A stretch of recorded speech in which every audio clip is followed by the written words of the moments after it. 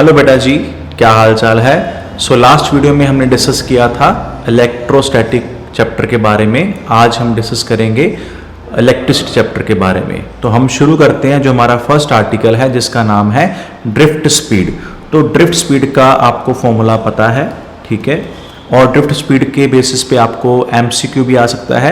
जितने भी इसमें आर्टिकल्स हैं, चाहे करंट का आर्टिकल है जिसका ड्रिफ्ट वेलोसिटी के साथ रिलेशन है, या करंट डेंसिटी का है इलेक्ट्रिक फील्ड के साथ है, या करंट डेंसिटी का ड्रिफ्ट स्पीड के साथ है, या रेजिस्टेंस का रेजिस्टिविटी के साथ है, ठीक है, या रेजिस्टेंस का हमारे पास ऐसा है फॉर्मूला, ठीक है। ये वाला फॉर्मूला हो गया हमारे पास। तो जितने भी फॉर्मूले हैं आपको टिप्स पे याद होने चाहिए। डेफिनेटली इसमें से आपको एक नंबर का एमसीक्यू आएगा।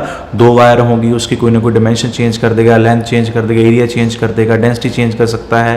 तो अलग अलग पोटेंशियल पे करंट कितना होगा, ड्रिफ्ट वेलोसिटी क्या कितनी होगी, ठीक है।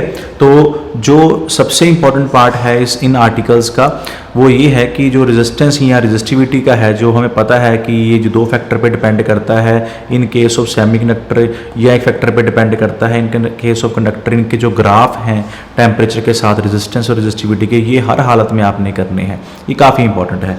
इसके बाद जो हमारे पास सीरीज और पैरेलल कॉम्बिनेशन के जो न्यूमेरिकल है वो इंपॉर्टेंट नहीं है।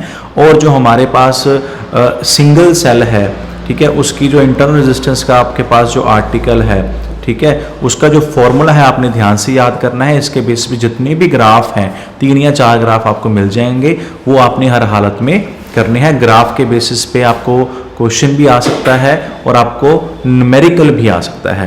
जैसे इस तरह से आपके पास ग्राफ है, ये वाला ग्राफ भी आपको आ सकता है। इसके बाद जो सेल की मिक्सिंग है, चाहे सीरीज में है, पैरेलल में है या मिक्सिंग में है, तो इसके अगर आपको आर्टिकल डिफिकल्ट लगते हैं तो बस आप ये याद रखिए कि करंट की वैल्यू किस केस में मैक्सिमम होती है और किस केस में मिनिमम होती है, ठीक है जी। तो इसमें से ज़्यादातर आपको मैक्सिमम 2 नंबर का आर्टिकल आएगा। 3 मार्क का कोई आर्टिकल आने की जो संभावना है वो ऑलमोस्ट 0 है। इसके बाद हमारे पास जो नेक्स्ट पार्ट आता है इस चैप्टर का वो है किरचॉफ्स लॉ, ठीक है। तो किरचॉफ लॉ का जो फर्स्ट लॉ है, सेकंड लॉ है, ठीक है। First law corresponding to which law, या second law corresponding to which law, ठीक है।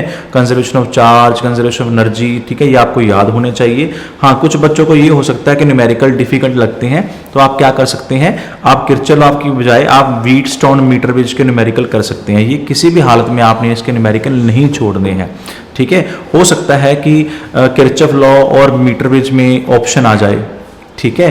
तो अगर किरचॉफ लॉ के नहीं होते तो मीटर ब्रिज के करने। अगर आपने पूरे मार्क्स लेने हैं तो आपने कोई भी न्यूमेरिकल इसमें से नहीं छोड़ना। किरचॉफ लॉ के जो डायग्राम बेस्ड न्यूमेरिकल है वो आपने हर हालत में करने हैं, ठीक है। इसके बाद पोटेंशियोमीटर तो हमारे सिलेबस का पार्ट इस बार है ही नहीं, तो इसलिए ये सिलेबस बहुत कम हो जाता है इसमें, ओके।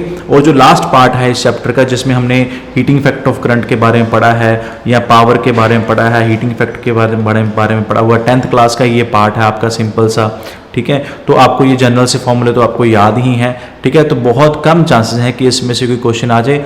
हो सकता है कि 1 नंबर का एमसीक्यू वो डाल दें, ठीक है। तो चैप्टर 2 काफ़ी इंटरेस्टिंग है, तो आपने इसको ध्यान से करना है। आपको अगर किसी आर्टिकल की डेरिवेशन में या किसी न्यूमेरिकल में, किसी कंसेप्चुअल क्वेश्चन में डाउट है तो आप कमेंट बॉक्स में डाल सकते हैं, ठीक है। तो ऑल द वेरी बेस्ट। तो नेक्स्ट वीडियो में हम मिलेंगे जिसका नाम है मैग्नेटिक इफेक्ट ऑफ करंट। तो डिस्कस करेंगे कि उसमें क्या क्या इंपॉर्टेंट है। तब तक के लिए have a nice day, thank you.